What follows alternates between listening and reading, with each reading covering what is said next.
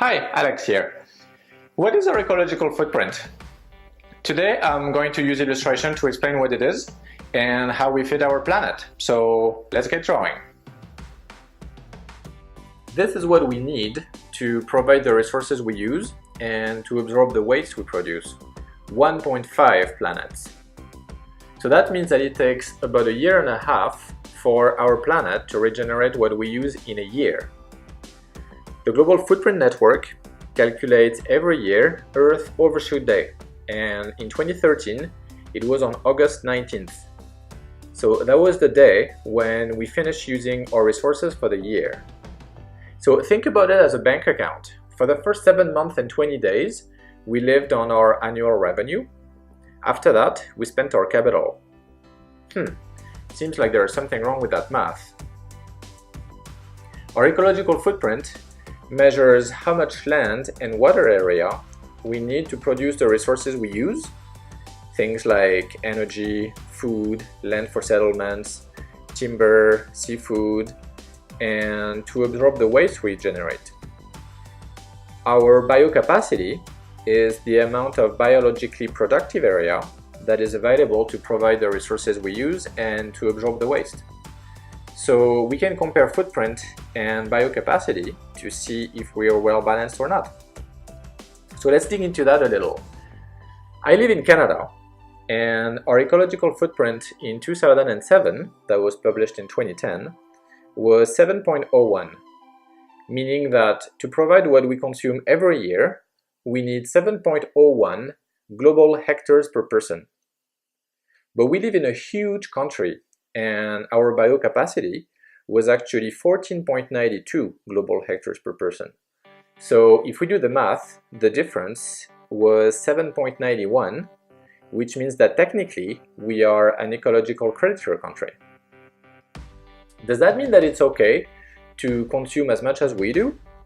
Well, not really, because if the whole world lived like us, we would need more than 4 planets to produce the resources we use and to absorb the waste, because not every nation has so much land, such huge forests, and so many other natural resources. The United States has a footprint of 8 and a biocapacity of 3.87, so the difference is minus 4.13. So they are a big ecological debtor country. This is actually the case of most developed countries. Among the smaller footprints is the Democratic Republic of the Congo with 0.75. Although it's not an economically rich country at all, it has a biocapacity of 2.76.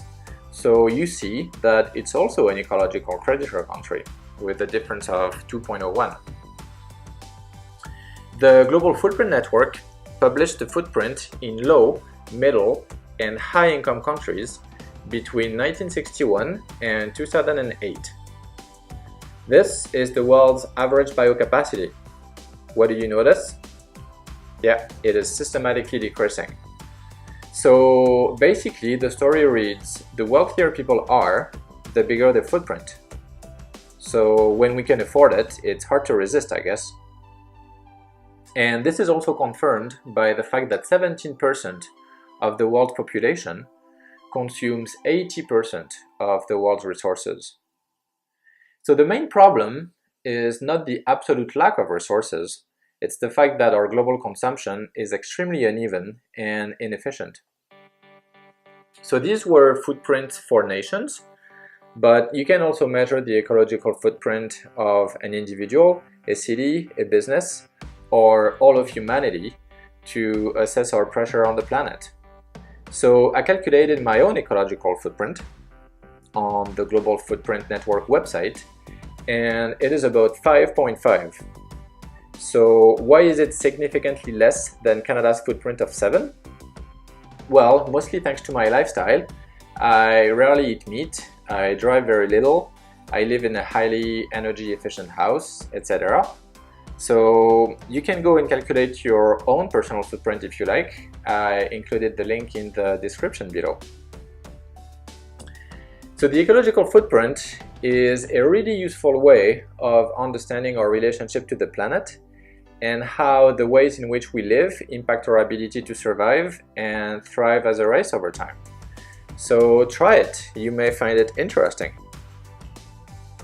As usual, here are the key points to keep in mind. Humanity uses more resources than the Earth provides. The main problem is not the absolute lack of resources, it's the fact that our global consumption is unevenly distributed, that it favors only a few, and that it's also extremely inefficient. And the ecological footprint is a great tool to assess the pressure that we put on the planet. Basically, it helps us keep the big picture in mind and not get lost in the details.